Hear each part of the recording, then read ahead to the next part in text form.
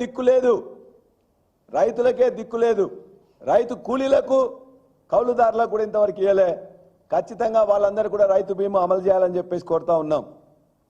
అంతేకాదు ప్రధానమంత్రి ఫసల్ బీమా యోజనలో అక్కడనే మాట్లాడుతూ చెప్పారు, కేసీఆర్ గారి ప్రభుత్వం సరిగా చేయలే, మేము రాగానే మొత్తం కూడా ఫసల్ బీమా యోజన పెడతాం, దానికంటే ఉన్నతంగా తయారు చేస్తామని చెప్పి కూడా వాళ్ళు నమ్మబలికిండ్రు. ఇవాళ మీరు చూసినట్లయితే ఆయన ఒక్కటి చూపించేసి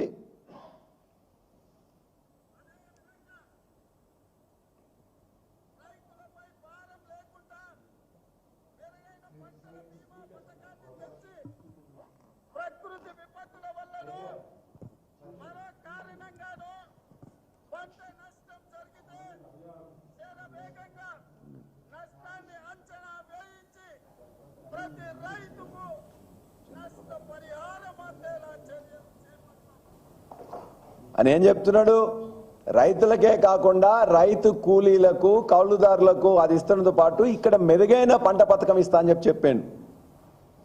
కేసీఆర్ గారి ప్రభుత్వం ఉన్నప్పుడు 4 సంవత్సరాల్లో దరిదాపుగా 2016 నుంచి 2020 వరకు 2415 కోట్లు ప్రీమియం చెల్లించినాం.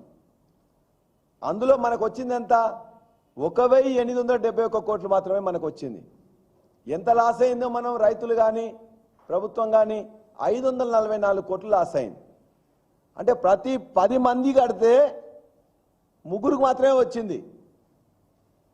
70 లక్షల మంది రైతులు ఉంటే మనం ఇదంతా బాగుందని చెప్తే 10 లక్షల మంది రైతులు మాత్రమే కట్టేది. ఆ 10 లక్షల మందిలో రైతులు కట్టేది స్టేట్ గవర్నమెంట్ కట్టేది, సెంట్రల్ గవర్నమెంట్ కట్టేది. కానీ ఆ 10 లక్షల్లో ఎంతమందికి వచ్చింది? 3 లక్షల మందికి మాత్రమే వచ్చింది. ఫసల్ బీమా యోజన మొట్టమొదలు పెట్టినప్పుడు అన్ని ప్రభుత్వాలు చేరినాయి. కానీ చివరికి అందరూ కూడా బయటకు వచ్చిండ్రు. కర్ణాటక కానీ, జార్ఖండ్ కానీ, ఒరిస్సా కానీ, వెస్ట్ బెంగాల్ కానీ, లేక చివరికి గుజరాత్ ప్రధానమంత్రి స్వయంగా తన యొక్క ప్రభుత్వం ఉన్న ఆయన ముఖ్యమంత్రి విజయ్ రూపానీ గారు మాట్లాడితే చెప్పారు, ఇది డొల్లా పథకం, దీని ద్వారా లాభం లేదని చెప్పారు. వీళ్ళేం చెప్పారు, కేసీఆర్ గారి ప్రభుత్వం ఎందుకో కంటిన్యూ చేయట్లే, మేము రాగానే మెరుగైన పథకాన్ని ఇస్తున్నారు. మెరుగైన పథకం లేదు, ఆ పథకాన్ని ఫాలో చేయలేదు. పంట బీమా అనేది పంట కోసం ఉంటుంది.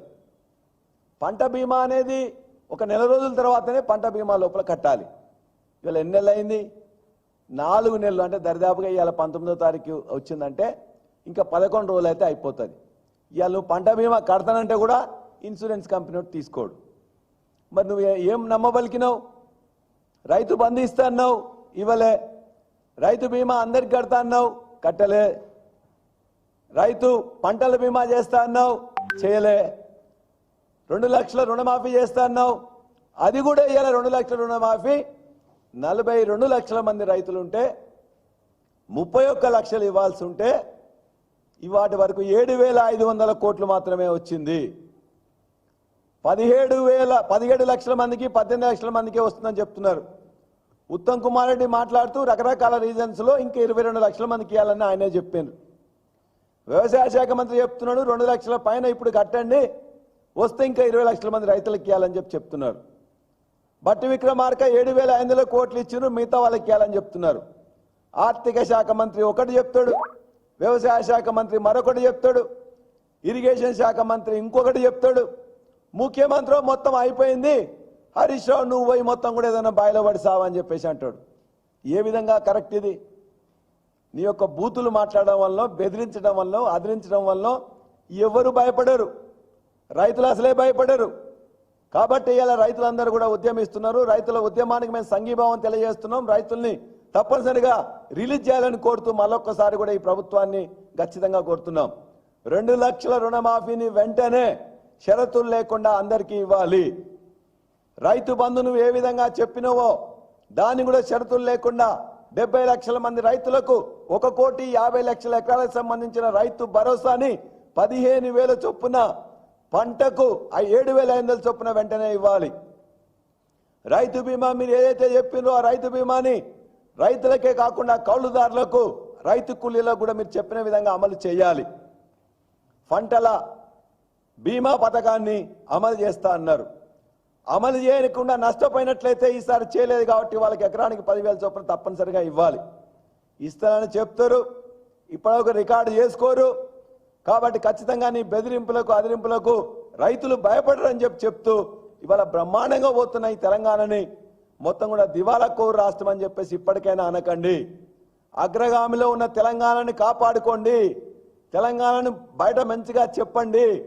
అన్ని రంగాల్లో ముందున్నామని చెప్పేసి అనేక సంస్థలు, నీతి ఆయోగ్ కానీ, ఆర్బీఐ కానీ, ఆర్థిక ఇతర శాఖలు కానీ, భారతదేశంలో ఉండే అత్యున్నత సంస్థలంది కూడా తెలంగాణ బాగున్నది, తెలంగాణ వృద్ధిలో ఉన్నది, తెలంగాణ అభివృద్ధిలో ఉన్నది, తెలంగాణ పురోగామి అని చెప్తుంటే మీకు మీరుగా దివాలా తీస్తుందని చెప్తున్నారు. ఆ తప్పు చేయొద్దని చెప్పేసి యొక్క ప్రభుత్వాన్ని కోరుతూ రైతులకు సంబంధించిన ఈ 4 కూడా వెంటనే అమలు చేయాలని చెప్పి కూడా కోరుతున్నాం. అరెస్ట్ చేసిన రైతుల్ని వెంటనే విడుదల చేయాలి, బేషరతుగా విడుదల చేయాలి. వారు కోరిన రైతు రుణమాఫీని వెంటనే అమలు చేయాలని చెప్పేసి కోరుతున్నాం.